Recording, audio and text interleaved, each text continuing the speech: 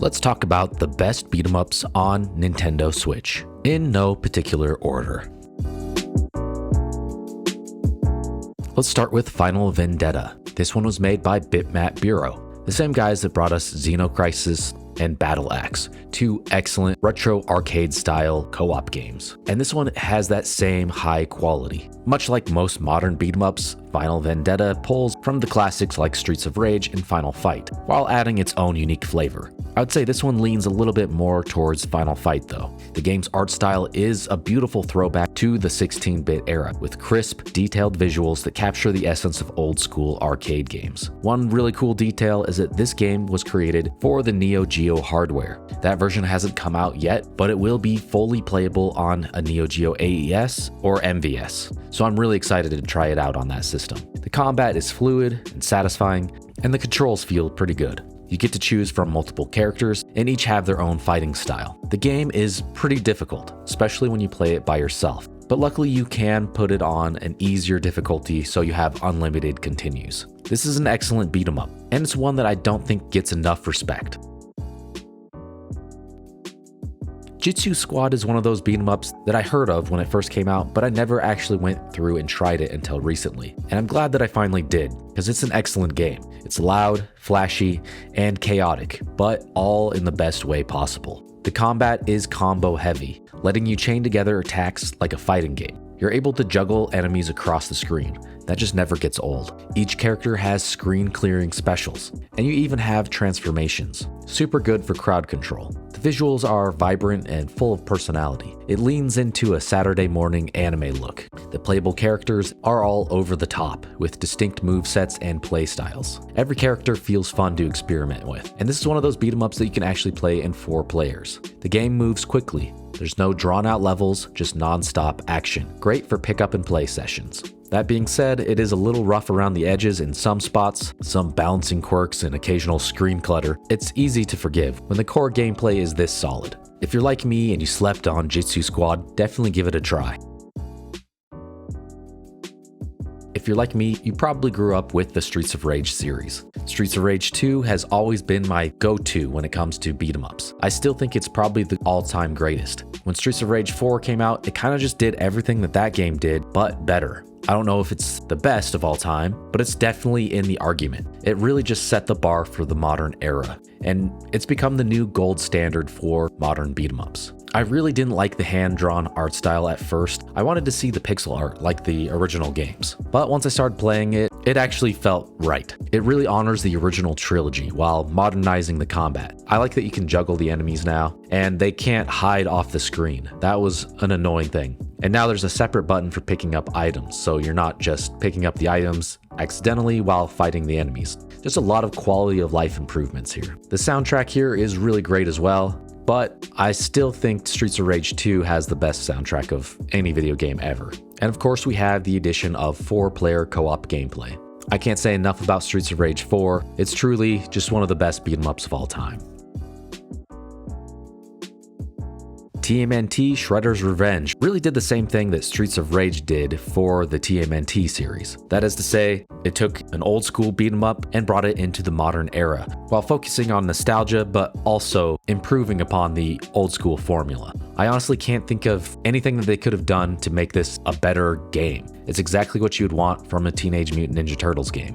And the pixel art is awesome. But this one, you can actually play with up to 6 players, which we hadn't really seen since the X-Men arcade game. Not only that, you could do a combination of local players or online players, and it's really easy to set up. It's totally seamless. It also has the original voice actors from the cartoon series, a really cool soundtrack, and just the pacing here is perfect. The levels are just short enough so they never feel like they overstay their welcome. This is easily the best Teenage Mutant Ninja Turtles game ever made. And between this and Streets of Rage 4, these two games really set the bar high for making an excellent modern beat 'em up. And we have River City Girls 2. I really loved the first one. I played through it with my friend. The second one is another game that just took the original and improved upon it. First of all, yeah, now you can play it 4-player co-op, so that's always an improvement, but the balancing just feels better. I just felt like there were certain areas in the first game where some of those bosses were just way too hard, but then the ones afterwards weren't as hard. It just didn't quite feel as balanced. This one has a difficulty progression that makes more sense to me. And now you can play as Billy and Jimmy from the Double Dragon series, which is a nice addition. And there is a total of 6 playable characters, and they each have their own movesets. You have tons of combos, you can parry, and you can upgrade your characters. This is another beat 'em up that plays more like a fighting game if you dig into it. But much like other Kunio games, there's a leveling system. So you can learn new moves, buy new gear, and you can get food items. So it gives you a little bit more of a reason to keep exploring and grinding. Yeah, this is another game. It's just top level, and it might just be the best in the whole Kunio series.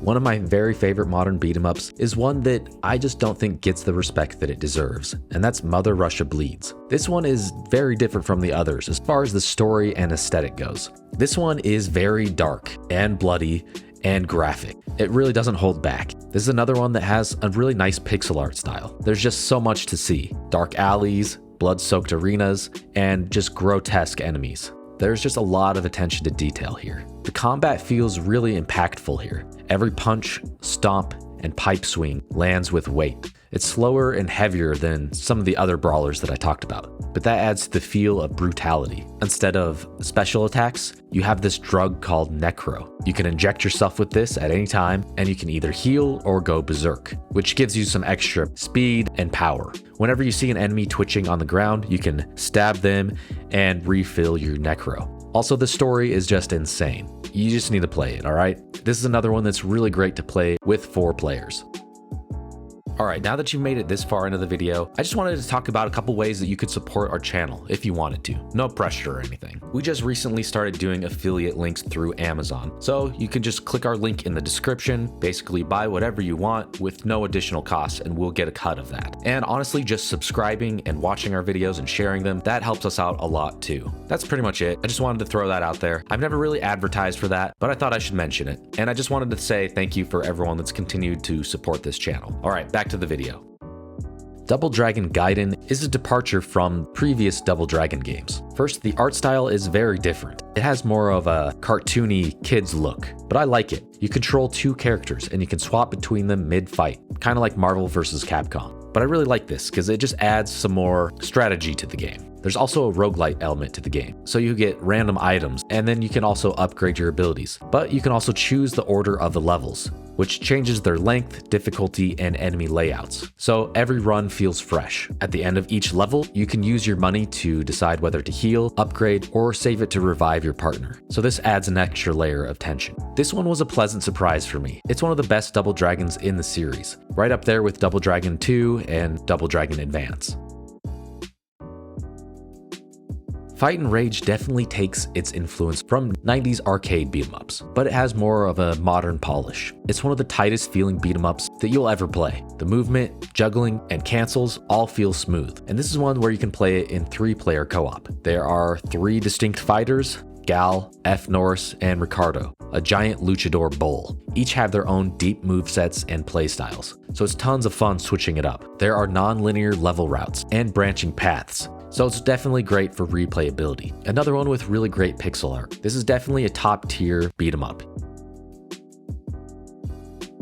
And of course, we gotta talk about Castle Crashers HD. This is a really important game. It kind of brought us back into the beat 'em up renaissance, and it still holds up as one of the most fun co-op games around. Unlike the other games, this one has a more light-hearted sense of humor. It just never takes itself too seriously. It's really easy to just jump in and button mash your way through the game, but more skilled players will take their time figuring out the nuance between chaining those light and heavy attacks, as well as your spell usage. This one has some RPG elements, so as you go on, you're able to improve your character's stats like strength, magic, defense, or agility.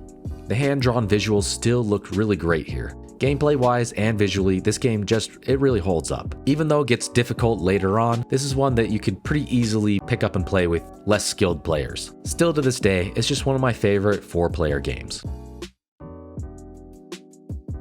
And the newest game on this list, I wanted to talk about Power Rangers Rita's Rewind. This one really nails that nostalgic Power Rangers vibe. Bright colors, cheesy villains, and all of the martial art action that you grew up loving from the series. Although this one I think lacks some of the depth of other beat 'em ups on this list. It's still a solid game. When it first came out though, the balancing was a little screwed up, and there were certain parts that are just way too difficult. But shortly after its release, they added a patch, and now I think it's a really solid beat 'em up. And once you play through the game, you can unlock new characters. So this is another one. After you unlock all the characters, you could actually play it in 6-player co-op. I like that the gameplay changes up a bit. You have these sections that are on-rail shooters, and then you have a part that seems inspired by the Goemon series when you're in the Zords and you do these big punch-out-like fights. That being said, I don't think that those are the strongest parts of the game. The beat 'em up parts are better. All that being said, this is not my favorite beat 'em up on the list, but I still think it's worth playing. I think it was kind of harshly judged when it was first released, so definitely go back and give it a try. So there you go. Those are my top 10 favorite co-op beat 'em ups on the Nintendo Switch. If you enjoyed this video, check out this video where I talked about 10 couch co-op Nintendo Switch games that you might have missed. And thanks for watching.